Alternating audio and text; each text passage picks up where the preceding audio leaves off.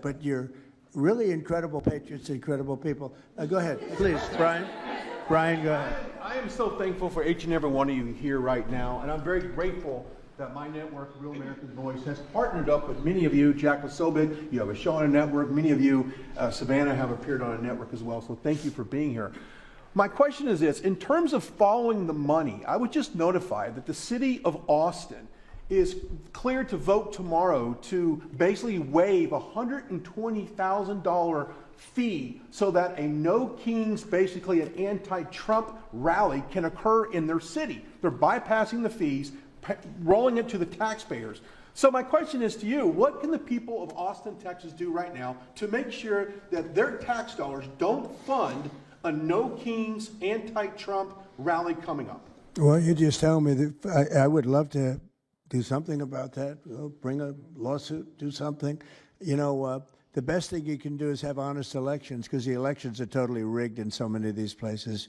You know, you take a look, the people, they're all loving you. They can't breathe. They love so much, every one of them. You don't see one negative. Then all of a sudden you lose the election by 20 points. The elections are so rigged, and we proved that in 2020 more than any other time. But even the last election, there were areas that I won by much more. We won in a landslide, but I actually won in more of a landslide than we thought. I said, you got to get out, make it too big to rig. And fortunately, the people made it too big to rig. They tried.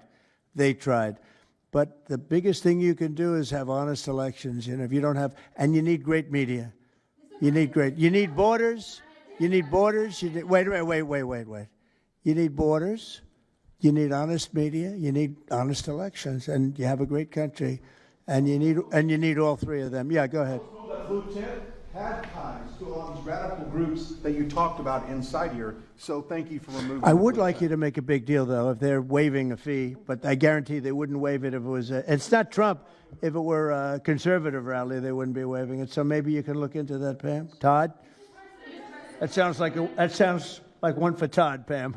Go ahead, Todd. Good luck. Thank you. Mr. President. Who are you with? I am with what network? I'm with Al Arabiya. It's an Arabic network based in Riyadh in Saudi Arabia. But I am the foreign ruler today. Mr. President, you said that you might go to the Middle East on Sunday. Do you mean Egypt and Israel? And would you consider going to Gaza to see what things on the ground? Yeah, I would. I might do that. I may do that. We haven't decided exactly. I'll be going to Egypt most likely. That's where everybody is gathered right now, and we appreciate that very much. But I'll be making the rounds, as the expression goes. I probably will. See how to Go ahead. Mr. President. Go ahead. Just to clarify, you said you might go to Gaza. You're saying that's Who the you first with? topic. I'm representing the TV pool, but I'm with NBC, sir. That's too bad. Okay. Well, just to clarify, you said you might go to Gaza, and then the second question I had earlier today, you said the mayor of Chicago and the governor of Illinois should be jailed. Have you asked the Justice Department to look at possible charges? No, I've seen the law, and when you have a group of people where the police call off the safety for ICE officials, I've understood that, and I've read it today in numerous journals, that that's illegal. What they did is I guess it was ICE, Christie, right? They were under threat, and the police were helping beautifully, and it was fine. And then all of a sudden, a woman was on the line saying, everybody, move back, get out. And they were given an order by the second person in the police department, and the governor knew about it, the mayor knew about it. I understand that's a criminal offense. Do you want to comment on that, Christie? Yes, sir, we're seeing that kind of pattern happen with local law enforcement and state law enforcement, not just in Illinois, but also out in Oregon, too. In fact, in Portland, I was there yesterday, but some of the ICE officers were telling me that as they drove by the rioters that were saying, kill ICE agents, Molotov cocktails, melt ICE, that the Portland police were cheering them on and had their fists in the air cheering on the rioters that were threatening their lives. So in Chicago, we had a 10-car caravan trail our ICE officials and pin them down. And those ICE officials, to get out of their vehicles, a woman tried to ram them and run them over, and shots were fired to get them to safety. So it's happening on a regular basis, and any elected official that allows this to happen and gives cover to those kind of individuals who are perpetuating murder should absolutely be prosecuted, in my opinion. Those two should be prosecuted. Daniel. Thank you. And by the way, we have Marco Rubio. Marco, come on up here, please. He's going to bring a little stability to this group. Come on up. Does everybody know Marco Rubio? Is there anybody that doesn't? Some of the reporters don't. That's why they shouldn't be reporters. Which job is he here for today, Come sir? on up here, Marco. Anything we should know about the Middle East? That's what we're hoping to talk to you about here, Mr. President. He's doing a good job. He was born for this job, I can tell you. Daniel, please. President, thank you very much. I have two questions for you, if that's okay. Seamus talked a little bit about the money aspect of this. Do you believe if you go after where the money is coming from with Antifa, in regards to Antifa, do you believe that would be similar to cutting the head off the snake, so to speak? And I have a question It would on help. this. I don't know that it would be totally complete, but it would certainly, you'd knock out 75%, 80%, 85%. These people, a lot of them don't believe it. You know, when I watch them, I say, I can almost tell a pro they're like professionals. That's all they do. And they get paid by somebody. I think it would knock out a lot of it. Yeah, not all of it maybe, but a lot of it. And then a follow-up to that is a lot of the people who we've listened to over the last hour, they've emphasized that Antifa, it's not necessarily this big organized thing. It's a bit ambiguous. It's deorganized. I think that's one of the words that Andy used. What is the challenges of going after a group that makes it intentionally difficult to go after and find? That could be for you, the Attorney General, anyone up there. Well, they're smart people, and they deceive. A lot of them are crooked people. A lot of them have been staying out of trouble their whole lives, and they've been bad from the day they were born, frankly. But these are sick people. Pam, go ahead, please. Well, they're smart, but they're not smart enough. Oh, my microphone's broken. They're smart, but they're not smart enough. They have been covered by these liberal cities for so many years. And that's why we're all working with Treasury, with all these different departments, to find the criminal conspiracy. Okay. I'm just giving. Yeah, I was just given a note by the Secretary of State saying that we're very close to a deal in the Middle East, and they're going to need me pretty quickly. So I will take a couple of more questions. Please. Thank you, sir. I also have two questions for you, if I may. Have you given any more thought to possibly suspending habeas corpus to not only deal with these insurrectionists across the nation, but also to continue rapidly deporting illegal aliens? Yeah, it's suspending who? Habeas corpus, sir. Oh, I don't know. I'd rather leave that to Christie. What do you think? No, sir, I haven't been a part of any discussions on that. All right, go ahead. In the ceasefire This is CNN speaking, by the way. So, are you personally this is participating? one of the worst reporters that you'll ever see. I don't even want to take a question. It's a waste of time. Go ahead. How will you decide which workers get back pay and which workers do not? Well, we're going to see. Most of them are going to get back pay, and we're going to try and make sure of that. But some of them are being hurt very badly by the Democrats, and they therefore won't qualify. Go ahead, please. What will the administration do to foreign Antifa organizers and funders who are located overseas? Go ahead. In the yellow, please. Thank you, Mr. President. So the Nobel Peace Prize will be announced on Friday. You've been nominated by many world leaders. By many countries. By That's many right. countries, as well as the hostage families. Do you think you will win? I have no idea. I mean, look, I did settle. Marco would tell you we settled 7 wars. We're close to settling an 8th. And I think we'll end up settling the Russia situation, which is horrible. 7,000 people died last week, by the way, in Russia, between Russia and Ukraine.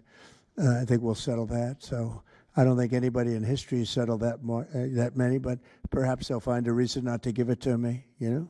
Perhaps they will. President, are you personally participating in the ceasefire negotiations? Thank you. Going to the shutdown quickly, what is your position on the extension of health care subsidies, which is what Democrats are asking for? All I want to do is very simple. I want to get the country open, and then we're going to discuss that. And we'd like to. Obamacare is a horrible mess, and it has been from the beginning. We want to make it better, stronger. Even if it costs more money, we want to make it better. The Democrats want to make it worse. The Democrats want to approve health care for illegals coming into our country, many of them coming in from prisons and mental institutions and drug dealers. They want to give them health care. We don't want that for our people because that's going to destroy the health care that we already have. We'd like to make Obamacare better for people, less expensive and better health care. Yes, ma'am. Mr. President. I'm wondering if you've been briefed on the organization and funding of Antifa, and if so, what have you learned? I have been, and they have pretty good knowledge, but they're going to have a very good knowledge. And I really ask these very brave patriots that we're surrounded with today to let us know, because I think you probably have some pretty good ideas. And even if you're not sure, let us know and we'll figure it out, okay? If you could do that. Pleading not guilty. You're from Italy? No, I'm from France. Can you specify how close we are to the deal? Would that be announced today, tomorrow? And do you want to see the hostages released before you travel to the region?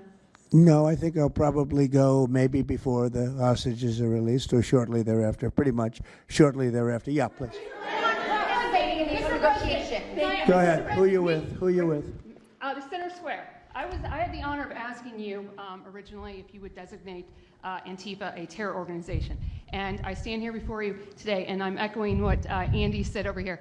Are you going to work with your administration, as the Secretary of State's here, are you going to work with your administration to designate it a foreign terror organization? You mean a terror? Antifa? A foreign terror organization. Well, has that been done? Pretty close, right? Would you like to see it done? Yes, Mr. President. You think it would help? They have foreign I'd be links glad all to across do it. Western I think it's Europe. the kind of thing I'd like to do. If you'd like, does Middle everybody East. agree? If you agree, I agree. Let's get it done, okay? Let's get it done. Marco, we'll take care of it. Mr. President. That's international, you mean? Yes. International. Yes, President. Sounds good to me. Foreign terror organization. Steve, are you okay with it? Yes, it's true. There are extensive foreign ties, and I think that would be a very valid step to take. Good, I think so too. Yes. Good, I think it's a good point. Thank you. President Trump. President, are you planning on formally participating in this? On the shutdown, we are now about 1 week away from military service members missing their paychecks. We'll always take care of our military. Would you encourage Congress to pass a standalone bill to pay our service members? Yeah, that probably will happen. We don't have to worry about it yet. That's a long time. You know what 1 week is for me? An eternity. 1 week for me is a long time. We'll take care of it. Our military is always going to be taken care of. Yeah, please. Blue dress. Blue. Thank you, Mr. President. Rebecca with Blaze News. I'm curious to know, so you're talking about the money funding these Antifa organizations, and somebody brought up Roy Singham, I think it was you, who, by the way, is married to one of the co-founders of Code Pink, this infamous left-wing organization. I'm curious to know the administration. Who is that? Who is that? Roy Singham. He's married to. No, did you say they're here? No, he's not. A journalist brought him up, but Oh, I see. Okay. Yeah. Okay. Jameis, thank you. Good bring up. Excellent. Go ahead. He's somebody who's been reported on extensively, and I'd love to know what the administration is going to do to actually bring consequences to some of these names. You mentioned. Well, I don't know the name, but I would like to ask Pam to take a look at it. You know, a lot of the best information we find are through you and other people like you. So I'd like you to look at it, Pam.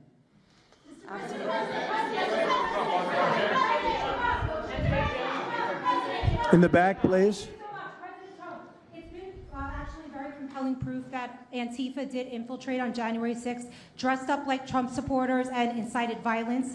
Is that something that you would want the new J6 committee at Congress to look into? Well, I've heard that. They dress up like, they're fresh out of MAGA, but they have nothing to do with MAGA. And they make trouble and they try and blame it. And yeah, we know some of that, and we will be acting on some of that. We've seen it. So I think you could stay a little longer, but you know, the problem is, although you have some very honest journalists in here, you also have some largely dishonest journalists like MSDNC and CNN. I think they're very dishonest, unbelievably. It's like a waste of time even talking to them. But I have to go now to try and solve some problems in the Middle East, although I'm very well represented by our Secretary of State. He could probably do an even better job than me. But who knows? We don't want to take any chances. So we're going to go and do that. If you'd like, Pam, would you like to stay for another 5 minutes, 10 minutes while we have all these great people? And I'll let Pam and Christy take over and get some good points out. I just want to thank the people around the table in particular. You've been amazing. You've been brave. You're real patriots. You're real patriots. And at some point, we're going to have to look into, at least in certain cases, rewarding you with some very important medals and honors, okay, as we have done and will be doing with Charlie Kirk. You know, Charlie is getting the Presidential Medal of Freedom, which is our highest award outside of the Congressional Medal of Honor. And I think they're sort of even. One's civilian and one's military. But unfortunately, the civilian sometimes is military also because of what we have to go through on the streets of this country. I can only tell you this. We have a great nation. We have a nation that's right now the hottest in the entire world. We're the hottest nation in the world, despite all of the things we've been saying today. But that's going to make your job easier because nobody's doing better than we are financially. We've never done better. We've had, I think, 58 stock market increases since I've been top, meaning record increases. We have never seen anything like it, and we're going to keep it going. That makes it a little bit easier for what we're doing. I guess maybe it also makes some people crazy because they don't want to see us do well. But we're the hottest nation anywhere in the world, and we were a dead nation 1 year ago. I say it all the time. We were a dead nation. Now we're the hottest nation in the world, and that's said to by every leader. One of the reasons that we have every country already signed up or just about to sign, every country in the world on this whole mess we have going over with Hamas in the Middle East and all of the things you see, is they respect our nation. A year ago, you wouldn't have been able to get it. You certainly couldn't have gotten it with Biden. You didn't know where the hell he was. But a year ago, you wouldn't have been able to have a situation like this. So I just want to thank the people around this table and certainly the officials around the table because they've been incredible. They've been brave. And I watched yesterday, Pam, and I watched a little bit. I thought it was so good. I rounded up and I watched it late in the evening because I thought you were fantastic yesterday. You really, look, you had some wonderful senators, some great politicians asking you very fair questions, and you had some real slime balls. But I thought you were amazing, so thank you very much. And Christy, thanks for the great job. Cash, thanks for the great job. Always my man back down there. He's the silent type, but he's a hell of a lawyer. Thank you all. We're going to get peace in the Middle East. That's what we want to do. Thank you very much, everybody. What specifically makes you so hopeful, Mr. President?